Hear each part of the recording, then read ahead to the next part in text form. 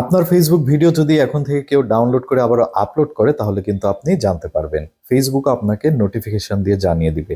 ফেসবুকের যদি একটি অপশন আপনি অন করে দেন তাহলে কেউ আপনার ভিডিও ডাউনলোড করে আবারও যদি আপলোড করে তাহলে ওই অপশন থেকে আপনি জেনে নিতে পারবেন এবং সেটি দেখে আপনি সেই ভিডিওর ভিজিবিলিটিটা ব্লক করে বন্ধ করে দিতে পারেন। কিভাবে কাজটি করবেন চলুন দেখিয়ে দিচ্ছি। ভিডিওটি ভালো লাগলে শেয়ার করে টাইমলাইনে রেখে দিন যেন যে কোনো সময় এই ভিডিওটি দেখে এই কাজটি আবারও করে নিতে পারেন এবং অন্যের উপকারে আসে।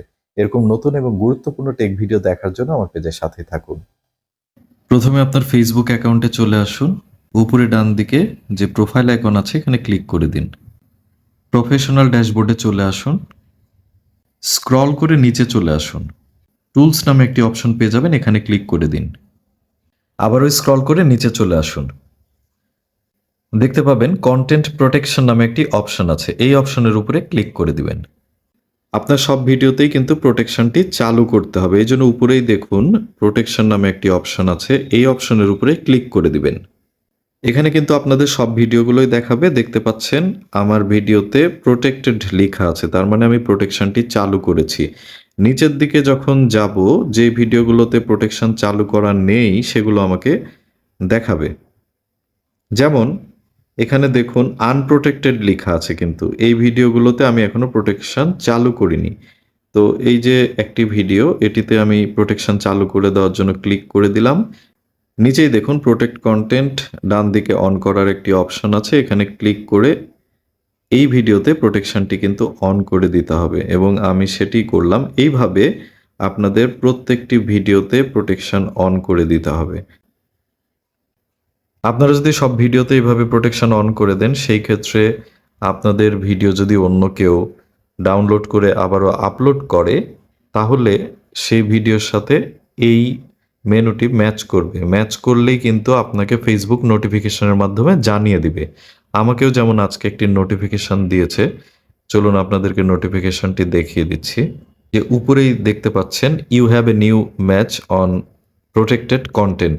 আমরা যদি এই নোটিফিকেশনের উপরে ক্লিক করি তাহলে কিন্তু দেখতে পারবো কে আমার ভিডিওটি ব্যবহার করেছে।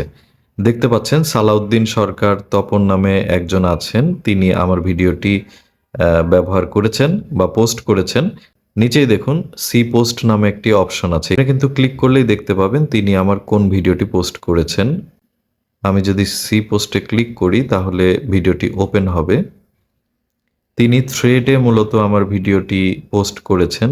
দেখতে পাচ্ছেন হোয়াটসঅ্যাপে আপনার মেসেজ কিভাবে সুরক্ষিত রাখবেন, এইরকম আমি যে ভিডিওটি ফেসবুকে দিয়েছি সেটি কিন্তু তিনি থ্রেডসে পোস্ট করেছেন। সুতরাং আপনি যদি এই প্রোটেকশনটি অন করে রাখেন, যেই আপনার ভিডিওটি আপলোড করবে সাথে সাথে কিন্তু আপনি মেসেজ পেয়ে যাবেন।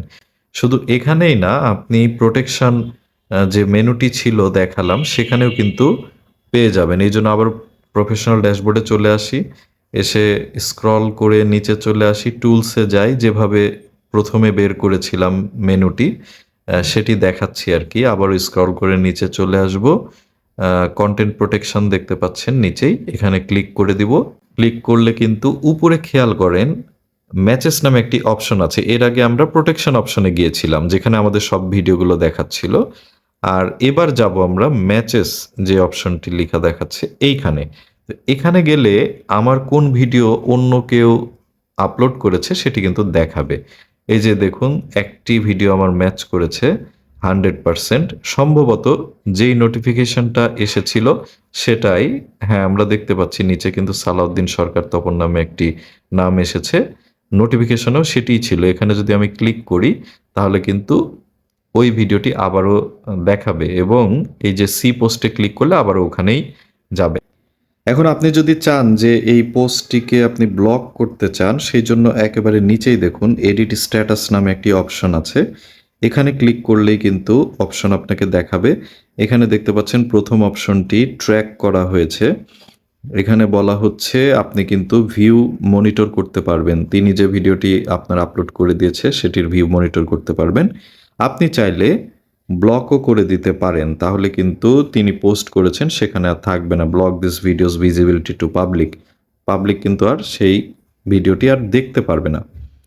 আর আপনি পরের অপশনটি দেখুন, এখানে লেখা আছে release match, remove from matches and do not track. আপনি যদি মনে করেন যে না আপনি আর এটি ট্র্যাক করবেন না, উনি যে আপলোড করেছে আপনি কিছুই করলেন না, আপনি ভাবলেন যে না ঠিক আছে করেছে করেছে, তো সেই ক্ষেত্রে এখানে রিলিজ করে দিতে পারেন।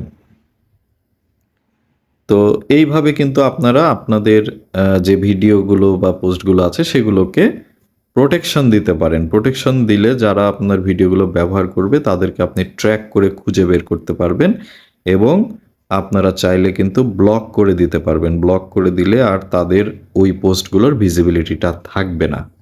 ব্লক অপশনটি সিলেক্ট করে একেবারে নিচেই সেভ আছে, সেভে ক্লিক করে দিলেই হয়ে যাবে।